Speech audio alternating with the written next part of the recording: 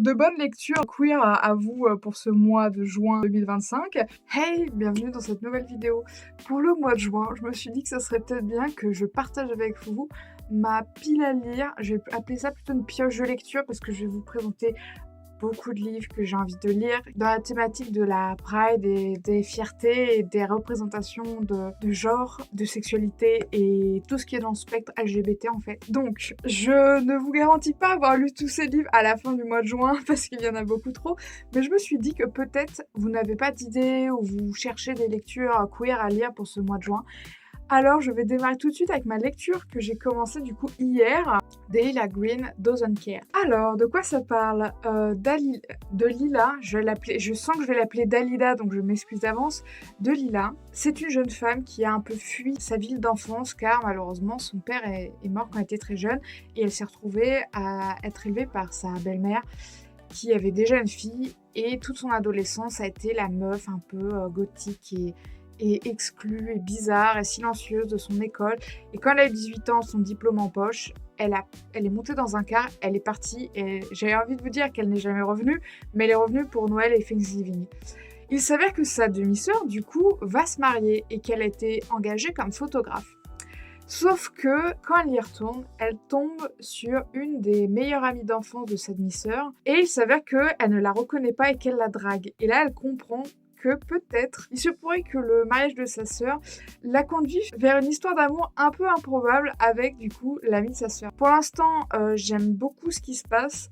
J'avoue que j'ai un peu du mal parce que là c'est écrit, comment on dit, à la troisième personne. C'est quelqu'un qui raconte ce que pense Claire, du coup, l'amie d'enfance et de Lila. Et en fait là je sors de lecture où c'était à la première personne, c'était très introspectif, où on était vraiment dans la tête des personnages, ils expliquaient vraiment pourquoi ils pensaient comme ça, pourquoi ils agissaient comme ça. Et du coup là je vous avoue de repasser à de la troisième personne, ça m'a fait un peu bizarre au début. Ensuite, je vais vous montrer un de mes plus vieux de ma palle de romances queer à lire. De romances. Oui, si, ça ne parle pas que de romance, mais voilà. Tout le monde l'a lu en 2022-2023, Le Chant d'Achille. Alors, si vous ne connaissez pas, c'est l'histoire de Patrocle et d'Achille, qui ont grandi ensemble et qui vont tous les deux participer au siège de Troie, donc la fameuse guerre de Troie. Sauf que leur histoire va avoir un impact direct sur la guerre. Et je sais juste que c'est triste, mais il faut que je le lise, il est dans ma palle depuis... Je pense que je l'ai acheté en fin 2023, vous voyez, ça fait plus d'1 an et demi. Je n'ai pas d'excuses, je pense que j'attends d'avoir le mood et je n'ai pas encore eu le mood. Mais voilà. Ensuite, un achat récent, j'ai craqué pour Felix Ever After.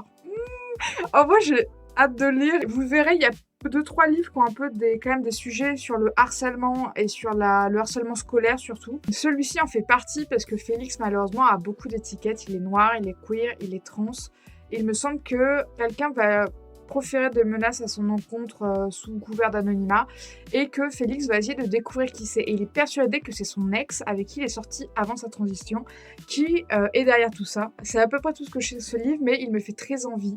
Ensuite, j'ai trouvé 5000 km entre nous. Alors, je l'ai trouvé d'occasion et quand je l'ai vu, j'ai dit je n'ai pas entendu parler de ce livre, mais il y a l'air d'avoir de la romance lesbienne là-dedans. En gros, c'est 2 meilleures copines qui viennent de finir le lycée, qui sont à 5000 km l'une de l'autre dans leurs 2 universités différentes. C'est une histoire épistolaire, on suit leurs échanges de mails.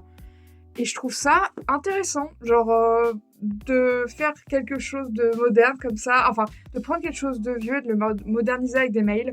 Donc voilà, on va suivre cette histoire-là. Et en fait, une des 2 filles va avouer à sa copine qu'elle a rencontré quelqu'un. Sa copine lui dit « Mais qui est ce garçon ?» Et elle lui répond « Ce n'est pas un garçon. » Emoji choqué en fait.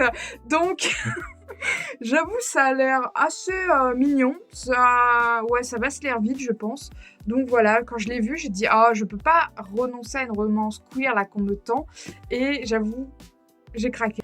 Pareil, alors après Le Chant d'Achille, qui est le classique que tout le monde a lu, Aristote et Dante, ou Dante. Moi j'aurais dit Dante, mais j'ai entendu beaucoup de gens dire Dante, donc on découvre les secrets de l'univers. Donc, comment vous dire que pareil, je l'ai trouvé, je suis tombée dessus en fait, et j'ai dit, Non, mais c'est un peu la honte que j'ai toujours pas lu ce livre, non. Genre, tout le monde l'a lu. Alors, Aristote et Dante, c'est 2 adolescents qui se rencontrent parce qu'ils ont tous les deux des noms, des prénoms un peu pas communs. En fait, ils vont se lier d'amitié et peut-être plus.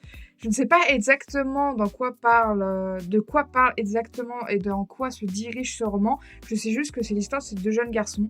Donc pareil, je pense que ça aborde peut-être des sujets un peu plus sensibles. Ensuite, qu'est-ce que je vous propose? Non, parce que là, j'en ai trop autour de moi, en fait. Je vais prendre celui-ci. Allez, retour. Alors, je vous en avais déjà parlé il y a longtemps. Retour à Brideshead. Je vous avais dit que je voulais le lire parce que il était, en gros, en poster dans la chambre de Charlie dans Heartstopper. Donc, bien sûr que je l'ai lu. Non, je vais le lire, mais que je l'ai pris. Donc, c'est l'histoire de Charles, étudiant à Oxford, qui découvre la magnifique demeure de son ami Sébastien. Et en gros, ça se passe dans les années folles. Et ça va parler, je pense, de l'introduction d'un jeune homme dans le monde queer des années 20. Et si ça vous a pas hypé juste ça, mais je sais pas ce qu'il vous faut. Ça a l'air trop cool. J'ai jamais trop rien lu dans les années 20, les années folles, voilà. Donc j'ai un peu hâte de le découvrir, mais ah là là, je sais pas, j'ai lu très peu de romances queer qui se passent dans le passé.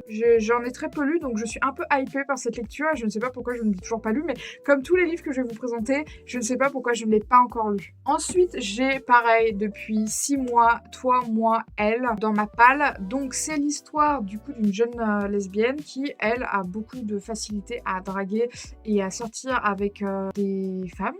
Et je pense qu'elles sont toutes les deux à l'université. Et on suit également du coup Molly qui, elle, à l'inverse, est la meuf un peu bizarre. Personne ne la connaît vraiment, elle est un peu mystérieuse, voilà. Et il s'avère que Alex, celle qui a des facilités à pécho, décide d'aller l'aider pour pécho son crush, mais le problème c'est que Molly n'a jamais parlé à son crush. Alex ne fait pas ça par pure charité, il s'avère qu'elle espère reconquérir son ex en aidant Molly à sortir avec son crush. Sauf que je pense que l'amour et les sentiments vont naître entre elles et qu'une histoire d'amour improbable, qui n'était pas prévue en tout cas, va débuter entre elles deux. Voilà, c'est un roman à 4 mains et j'ai très envie de le lire parce que en faisant mes recherches, je me suis rendu compte que j'avais quand même beaucoup de romances MM et pas trop FF ou WW. Donc j'avoue que il faut que je me fasse un peu une pile de ce que j'ai envie de lire. Du genre que j'ai envie de lire pendant ce mois de juin. Ensuite, je vais continuer. Alors, je l'ai mis dans cette sélection parce que Virginia Woolf a écrit Orlando. Et Orlando, c'est une histoire un peu fantastique d'un homme qui un jour se réveille et il a été transformé en femme pendant la nuit. Il s'est transformé en femme. Et il va vivre, je crois, pendant 300 ans. Donc voilà, il va vivre la moitié de sa vie homme, la moitié de sa vie femme, si mes souvenirs sont bons. Je n'ai pas lu grand chose de Virginia Woolf. J'avais commencé Une chambre à soi il y a des années, je ne l'ai pas terminé. Honte à moi, il faut que je le termine un jour. Mais Orlando m'intriguait. Donc je suis tombée dessus en librairie, j'ai dit oui, je l'achète, je teste. Voilà. Le faire ou mourir. Alors quand je l'ai vu, je l'ai acheté sur Vinted. J'ai cru que c'était un gros roman. Il n'est pas très très gros en effet. Vivre ou mourir, c'est l'histoire d'un jeune garçon qui s'appelle Dame. Et Dame, en fait, c'est un peu le nouveau de l'école. Et Samy, c'est un peu le mec qui a un groupe de potes où ils ont tous des coupes de cheveux improbables, habillés tout en noir avec des piercings. Et en fait, un jour, Dame se fait agresser à la sortie de l'école et c'est Samy qui va venir le secourir. Et je pense qu'entre deux, il y aura une petite romance entre garçons, du coup. Je n'en sais pas plus, j'ai très envie de le lire, en plus je me dis qu'il est court, il doit faire... Oh mon dieu, il ne fait même pas 100 pages. Ah si, il fait 103 pages. Voilà, donc ça serait bien que je le lise ce mois-ci, je me dis ce sera une bonne lecture de fête, mais voilà, une lecture rapide et efficace. Mais la couverture m'intriguait beaucoup en fait, et quand j'ai vu que c'était queer, j'ai dit... achète-le. Donc voilà. Alors, dans mes achats, je suis tombée dessus en librairie et j'ai pas pu résister. Unfair the Moon. Unfair the Moon, c'est l'histoire de Moon Bailey, qui a un seul objectif, survivre à son année de terminale parce qu'il est victime de harcèlement parce qu'il est différent. Donc on se doute que c'est sa différence, c'est sûrement qu'il est sûrement gay. Je ne sais pas, je ne l'ai pas encore lu. Et un jour, Sunny va débarquer, il arrive tout droit de San Antonio. Et ça va être un peu son... Alors, il s'appelle Sunny, mais ça va être un peu son rayon de soleil. Attendez, le mec s'appelle Moon et lui, il s'appelle Sunny. Et en gros, c'est une romance queer entre deux hommes. Mais quand j'ai vu, je sais pas, je me suis dit, oh non, ça a l'air trop mignon. Donc, j'ai craqué, je ne l'ai pas encore lu. Mais encore une fois, c'est un livre qui parle de harcèlement scolaire. Donc, à prendre avec des pincettes, si c'est un sujet sensible pour vous. Ensuite, j'ai Celle qui devint le soleil. Ouh, qu'est-ce qu'elle est belle cette couverture.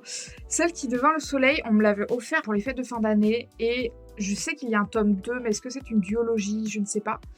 Celle qui devint le soleil, ça se passe en Chine en 1345, donc pareil, c'est la première fois que je m'aventure dans ces thématiques-là, dans des romans, dans des pays très différents et vraiment des siècles avant. Et en fait, c'est l'histoire d'une jeune femme qui a un frère, je crois jumeau ou un grand frère, et quand elle est petite, on prédit l'avenir de son frère et d'elle, et celui de son frère est grandiose, et le sien est juste vide, il n'y a rien. Sauf que son frère meurt précocement, enfin je sais pas comment, mais son frère va mourir, et elle va décider de prendre sa place. Donc si je texte celui-ci ce mois-ci, je sais qu'il faudra que j'investisse dans le tome 2. So this is Ever After. On leur avait promis un happy end. Alors celui-ci aussi, je vous en ai déjà parlé, parce que c'était aussi un cadeau de fin d'année qu'une amie m'avait fait. D'ailleurs, j'ai vu qu'il y avait un nouveau livre qui était sorti de cet auteur, F.T. Lukens, qui s'appelle Évadé, Évident. Ça commence par un E, je vous mettrai le livre si je le retrouve, mais voilà. Ever After, enfin... So, This is Ever After, j'adore le synopsis. C'est l'histoire d'un élu. Donc, vous savez, hein, les romans où il y a des élus, ils ont une quête, voilà, au péril de leur vie, blablabla. Sauf que là, le gars... Il a fini sa quête, il a sauvé le royaume, il est roi, il a tout fini, il a plié le game. Donc, qu'est-ce qu'on fait après? Et bah, les gens lui disent, bah, monseigneur, faut vous marier, quoi. Et lui, il est un peu en mode, vraiment, je suis obligé. Et il s'avère que son pote, le magicien sexy, et lui, voilà. Est-ce que j'ai besoin de vous en dire plus? Ça n'a pas l'air incroyable. Moi, je suis trop heureuse d'avoir ce livre dans ma bibliothèque. Et le nouveau qui est sorti je sais plus du tout si c'est une femme ou un homme, je suis désolée, l'autrice, a l'air aussi incroyable. Genre vraiment, j'étais en mode, mais tous ces livres ont l'air incroyables. En fait, je crois que j'aime les romances dans des milieux fantastiques. Voilà, dans des contextes fantastiques. Je crois que c'est un peu ma came. J'aime bien. Donc, alors... J'étais obligée de vous le présenter. Silence Radio de Alice Oseman. En fait, je vous parle tout le temps de Heartstopper. Vous avez vu ma... Comment on appelle ça déjà? Je sais pas, ma banderole. J'ai plus le mot, mais je suis tellement heureuse d'avoir ça. Je l'ai récupéré dans une librairie, je vous jure, j'ai cru que j'allais pleurer tellement j'étais heureuse. Je vous saoule tout le temps avec Heartstopper, mais... Lisez Heartstopper, c'est trop bien, mais lisez également les romans d'Alice Oseman, genre vraiment à chaque fois je me prends des claques, genre je pense que j'ai été moins fan de L'année solitaire alors que je l'ai lu 2 fois l'année dernière, donc je suis moins fan mais rien du tout. Mais j'ai vraiment adoré lire I Was Born for This et celui avec Georgina c'est Loveless. Loveless c'est je vous en ai parlé plus tôt cette année, je l'ai lu en février je crois ou en mars. Ça a été incroyable. Mais Silence Radio, du coup, c'est pour ça aussi que j'ai pas envie de le lire. J'ai très envie de le lire, hein, mais parce que c'est le dernier roman d'Alice Oseman que je n'ai pas lu et après je devrais attendre qu'elle en écrive d'autres et je n'ai pas envie d'attendre. Donc, Silence Radio, c'est l'histoire d'Aled. Enfin non, c'est l'histoire de France, qui est un peu une étudiante sérieuse et un petit peu solitaire aussi, à ce que j'ai compris. Et en fait, elle est fan d'un podcast. D'un podcast qui s'appelle University et il s'avère que c'est Aled qui est en fait un des personnages de la série Heartstopper, mais dans la série il a été remplacé par Isaac, donc je pense que Isaac et Aled sont la même personne dans les deux univers mais elles ont juste pas le même prénom et du coup je sais pas trop où mène le livre, je sais juste qu'il y a Aled, je sais juste qu'il y a France, mais c'est tout. Et j'ai tellement envie de lire ce livre. Mais je ne peux pas, je me retiens parce que je ne veux pas terminer les romans de Alice Oseman. Mais bon.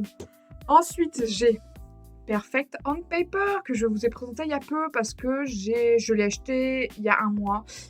Ah bah non, il y a 2 mois. Mais j'ai un peu de retard sur mon planning de vidéo, donc faites pas attention.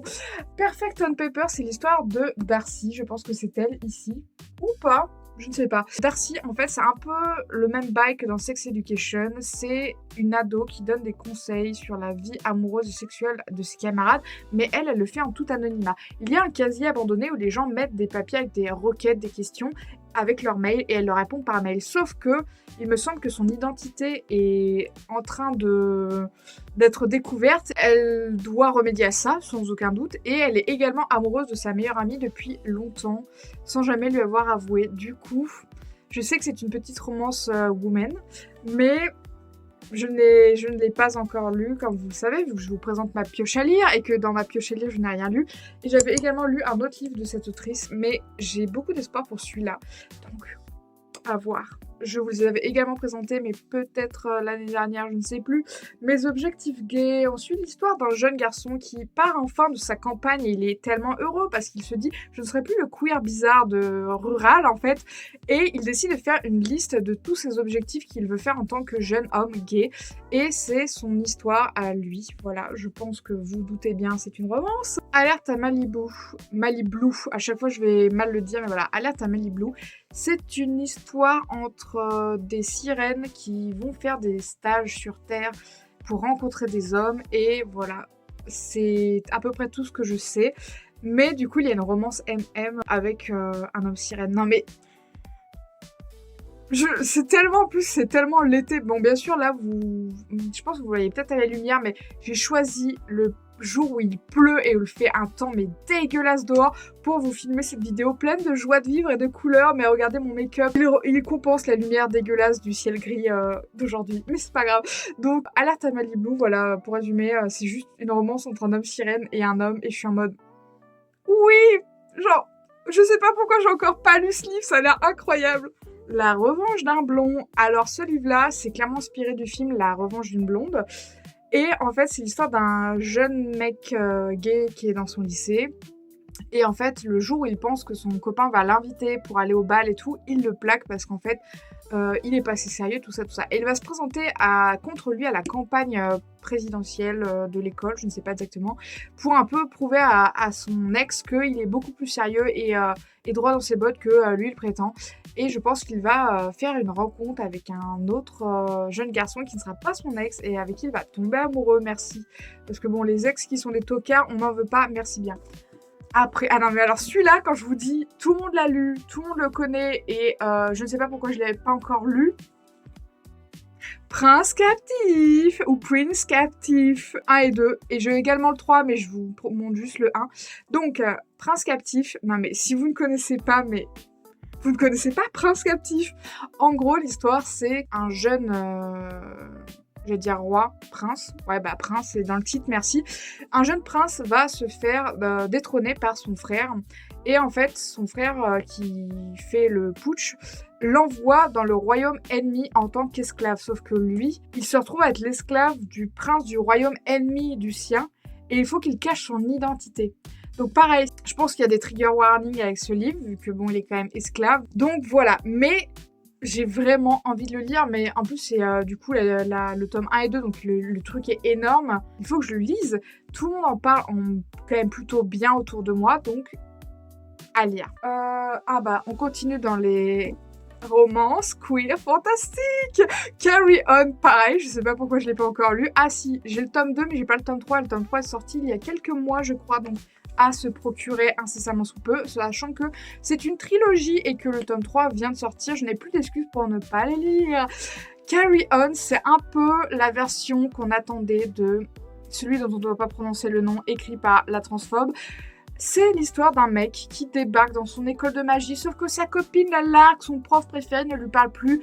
C'est un peu l'élu, mais la vie c'est un peu de la merde, et en plus il peut pas blairer son camarade de chambre. Sauf qu'en plus, il s'avère que son camarade de chambre est genre trop bizarre et il cache des trucs, donc lui il est un peu en mode... Sauf que il va se passer quelque chose. Donc je pense qu'on a un début de enemies to lovers à amis, puis à love love. Donc voilà, carry on. Je sais même pas c'est quoi la partie fantastique, je n'ai entendu parler que de la partie queer. Donc voilà. Ensuite, j'ai un peu plus dans la, on va dire, dans le côté éducatif. Donc ce n'est pas une romance. Un appartement sur Uranus, où c'est l'histoire du coup de l'auteur Paul B. Preciado, je sais pas pourquoi je dis B, qui parle du fait qu'il ne se considère pas homme, pas femme, pas hétéro, pas homo, pas bisexuel, et qu'en fait il est un dissident dans le système du genre. Je vous en avais déjà parlé de ce livre, je vous l'avais présenté, je l'avais acheté il y a quelques temps. Ça a l'air hyper intéressant, c'est complètement un sujet qui m'intéresse, je pense que ça se lirait assez rapidement. Hop, ça a l'air écrit gros et le livre fait genre 325 pages. Après, j'ai aussi Dysfonctionnel. C'est l'histoire de Fifi qui grandit dans une famille complètement dysfonctionnelle.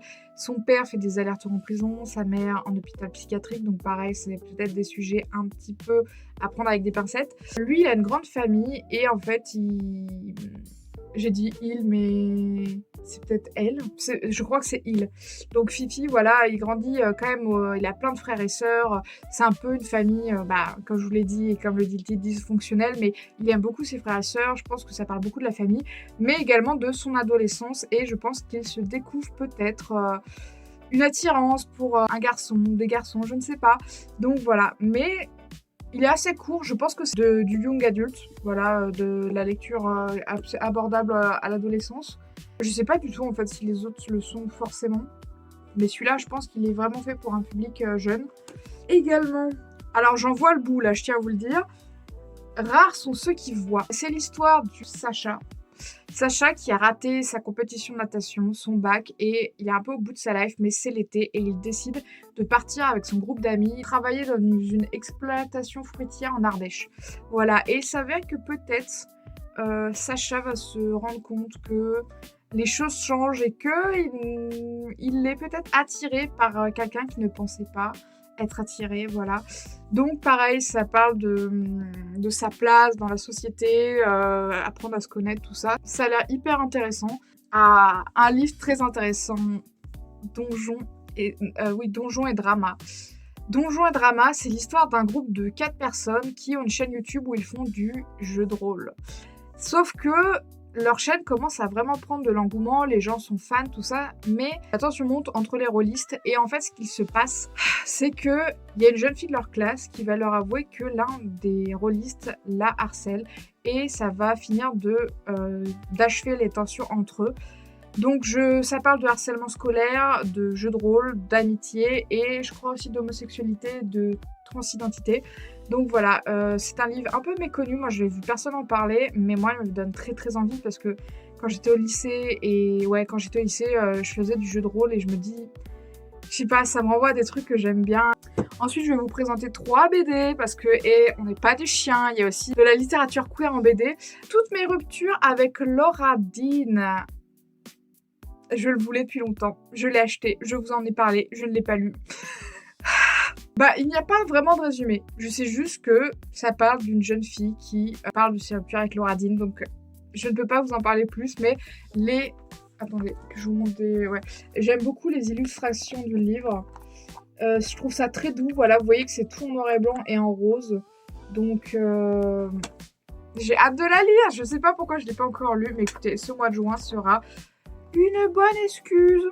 Après, je vous en ai parlé récemment que j'avais acheté La Part du Feu. C'est du coup une BD traduite de l'allemand et en fait on va suivre une jeune femme qui est en couple lesbien et qu'en fait qui cherche sa place dans sa vie, dans ce qu'elle veut garder et jeter de son ancienne vie parce qu'elle est en train de, je crois, changer de prénom, tout ça. J'ai pas encore tout le contexte de cette BD donc je ne sais pas si ça parle de transidentité ou pas. Mais en tout cas, la BD me faisait très envie. Elle a des dessins assez simples, mais je ne saurais pas vous l'expliquer, ça me plaît. Il y a une jolie page là où... Je sais que c'est peut-être pas mon style de prédilection, mais la thématique me plaisait et je trouvais ça quand même agréable à lire. Oui, parce que j'avais commencé à la lire avant de l'acheter et tout de suite je me suis dit c'est queer, ça me plaît. Et le dernier livre que je vous présente, c'est Jo la pirate. Alors Jo la pirate, je ne sais pas exactement quelle catégorie elle est, mais elle est clairement queer. C'est une femme dans les années... Bah, elle est née en 1980 pile. Et en fait, on va retracer sa vie où elle a fait des trucs de ouf à l'époque. Bon, elle était clairement avantagée parce qu'elle était riche. Mais ça dit que elle lance sa compagnie de taxi féminin. Elle fait la guerre, règne en monarque éclairé sur l'île de Bahamas. Enfin bref, c'est la vie un peu folle d'une femme qui a vécu comme elle l'entendait dans les années où c'était parfois plus compliqué pour elle, mais comme je l'ai dit, elle était sûrement avantagée par son immense fortune. Voilà, donc bah, j'ai fait le tour. Voilà, j'ai essayé d'être assez rapide sur les résumés parce que je vous ai présenté beaucoup de livres, mais j'espère que cette vidéo vous aura plu, qu'elle vous aura donné envie de lire des romances queer et pas que des romances, des livres en général. Donc voilà, je vous souhaite un beau mois de fierté et à très bientôt dans une prochaine vidéo. Ciao!